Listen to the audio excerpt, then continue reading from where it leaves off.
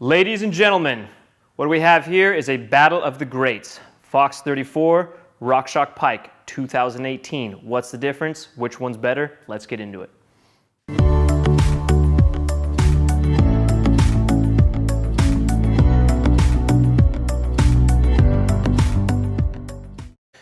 So, to preface this video, we're not going to get too crazy in all the technical details of what's inside of these forks or exact tiny little differences. There's going to be a link below to the blog post where there's a lot more technical details and sort of run through on all that sort of stuff and a little more direct comparison. So we're going to do kind of a broad overview of each fork, some of the new features for 2018, and some of the differences and similarities between them and which one's better.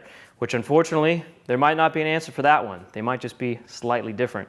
So to start out, let's talk about the Pike. The Pike's got 35mm stanchions. For 2018, they made a couple minor changes, graphics. I believe it's now boost only, so you can't get it in a non-boost anymore. Couple small changes. The top cap right here where you put your air in, you can now take it off with a cassette tool, so it's a little bit more mechanic friendly, which is pretty nice if you're servicing the thing or needing to remove that cap when you're taking out volume spacers. That is much easier to remove now. So a typical cassette tool is going to take that out so you can adjust with your volume spacers there. Volume spacers are an adjustment in both of these forks now, just like they were in previous years. So Rockshox calls them tokens, Fox calls them volume spacers. That's all they really are, is they're air volume spacers. So what they do is you can add multiple ones or take them out, depending on which fork you have. It may or may not come with some inside the fork already. But that's to change how progressive each fork is. And what I mean by progressive is the ramp up of that fork.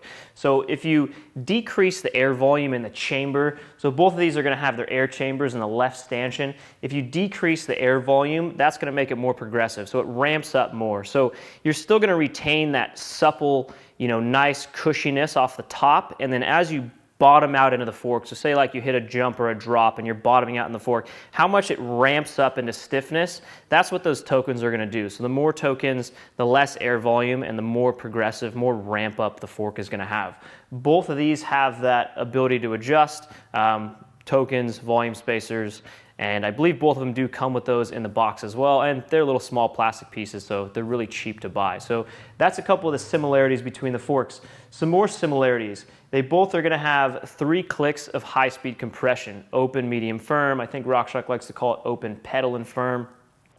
That's this adjustment right here on your damper side on the right leg. So open, medium, firm, similar on both forks. And again, that's high-speed compression, so that's going to kind of give you like your overall feel of the fork. So if it's in firm, it's almost locked out. It's like if you're totally pedaling on the road or something, that's where you might need that. I personally leave mine in open all the time. I don't have much of an issue with bobbing, and I run my suspension a little stiffer than probably recommended, so I don't ever really have the need to move that. Sometimes if I'm riding a trail with a bit more jumps or like big features on it or something, I might click it into that medium mode just to kind of keep the fork higher up and not want to dive so much if I'm riding my trail bike on something that's I probably should be riding a downhill bike on, which I get into every now and then. So both forks do as well have low-speed compression. So low-speed compression is this knob on top of the high-speed compression. There's a whole bunch of clicks that you can go through here. Each of them have, I think, over 10 clicks of low-speed compression. In our experience and in all the years I've been riding bikes and all the people I've met, almost nobody, I would say 2% of people use low-speed compression. It's a pretty rare adjustment to use. If you turn it all the way on, you can really feel how it feels. It feels like the fork gets full of sand almost, and it's something that's going to keep the fork from diving and make it just really stiff and firm and kind of feel horrible. But that's a feel you kind of want if you're really pumping into corners or jumps, or say you have one of these forks on a slalom bike or a dirt jump bike, you're probably going to crank that low speed compression all the way up. Whereas a typical trail bike like either one of these, you want that soft, supple, plush feeling, and you want that low speed compression all the way off. And again, it's for rare use cases that you're going to use low speed compression, and kind of rare rider cases too. So some more super talented riders who are really messing with their suspension settings, and super fast guys that are hitting a lot of jumps and just slamming their bikes into corners, those are the people who are really going to be playing around with the high speed and the low speed compression. Whereas the vast majority of riders are probably going to leave this in the open setting and leave the low speed compression all the way off. And again, that's what we recommend. Almost everyone that rolls through the shop here, just general rider out there having fun on their bike, is probably going to have the low speed compression completely off so they can really get the most out of that fork when it comes to it being nice and supple and plush off of the top. So that's some of the similarities between these forks. As far as some of the differences go, the Fox 34 is a little bit lighter. I believe we weighed both of these ones right here, and it's 2 ounces lighter for the Fox 34. That's going to vary. That again, you know, these both have the quick release axles on them, so you could shave a little weight if you want to put the bolt-on axle on there. But Fox 34, a touch lighter, depending on, you know, which variant you get, whether it's 27.5 or 29 or 150 or 120 mil travel, how many, you know, volume spaces you have in there, that's going to add the tiniest bit of weight to it. So very similar in weight range. Like I mentioned, the Pike's got a 35 mil stanchion, and that's the diameter of the stanchion right here. And the Fox 34 has got a 34 mil stanchion, and again, diameter of the stanchion right here. So a couple different price points you're going to see these things at. They make the Factory Series 34, which is what we've got sitting here, and the Pike, I believe the RCT3s are the ones we have sitting here, which is the higher end top tier model. So a couple different variants there. The Fox is going to be coming in a Performance Elite as well, which is a black one, which has got the same damper and air spring, but just a black stanchion, so a little bit cheaper cost there. That's what I'm riding on my own bike right now. Price points. So that is an interesting topic to talk about. So the behind the scenes in the bike industry, if you're not in the bike industry, Rockshox got a lot better distribution. And what I mean by that is a lot more shops, online shops, local bike shops have a lot easier time accessing and buying and stocking Rockshox forks because they're available at a whole bunch of different distributors that bike shops work with.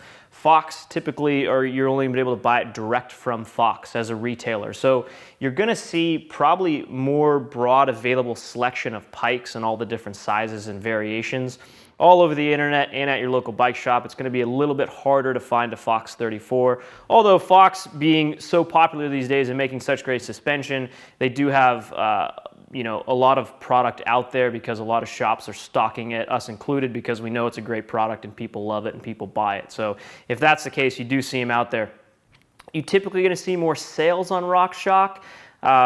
That's another thing. Again, people might have overstock, or they might have just ordered too many and want to be getting rid of them. So price point's something to consider. You're probably going to find Rockshox a little bit cheaper here and there, whereas I think the retails are really close together, but you're probably more likely to see sales going on Pikes.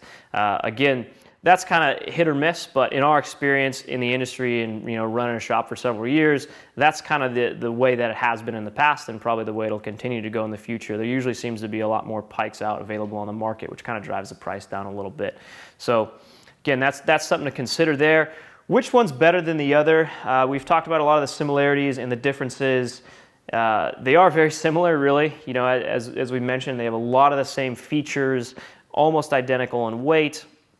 They obviously look different, sort of different reputations that come with each brand. Fox is absolutely known for high quality, incredible quality control, and you know, we can vouch for that too. I think the warranty rate on all the Fox products that roll through here is microscopic. It's super tiny in Rockshox as well, but we do typically have a little bit more warranty issues with Rockshox products than Fox. I would say the tiniest bit.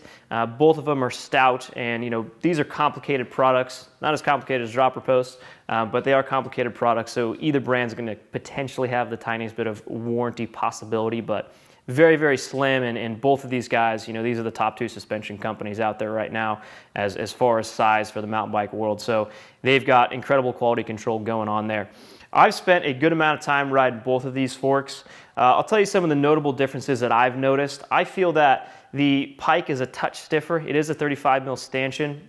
There's a few different things that factor into how a fork's going to feel stiffness-wise, but in my personal opinion, I do feel like a Pike is a little bit stiffer than a 34.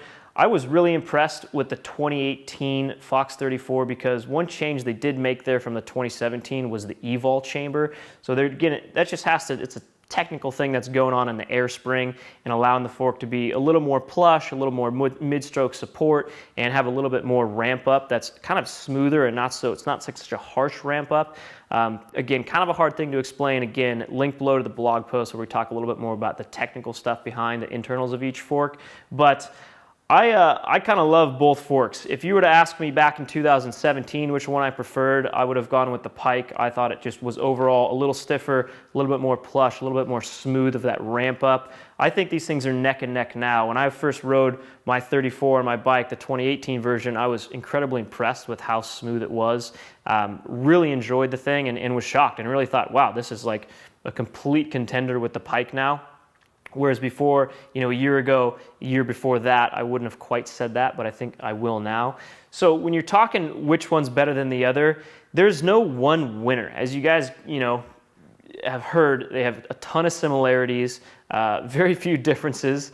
They're, with the forks having the same adjustments, nearly identical weights, they're both great. They both work amazing. You really can't go wrong with either one. We've seen almost no problems with either of them. They are still 2018s, so as far as service intervals or anything like that goes, we don't have a long-term test like a 1 year, 2 year test because they're brand new.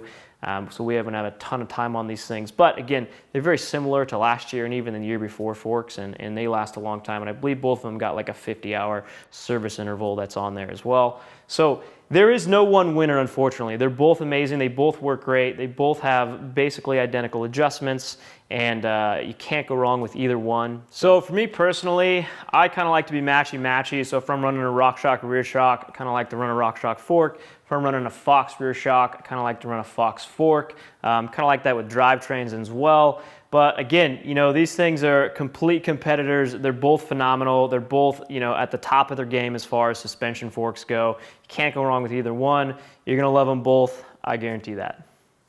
Thank you guys for watching. Leave us a comment down below. Let us know which fork you like better, which one you ride right now or would buy if you're gonna buy one soon, and hit subscribe as well. Take it easy.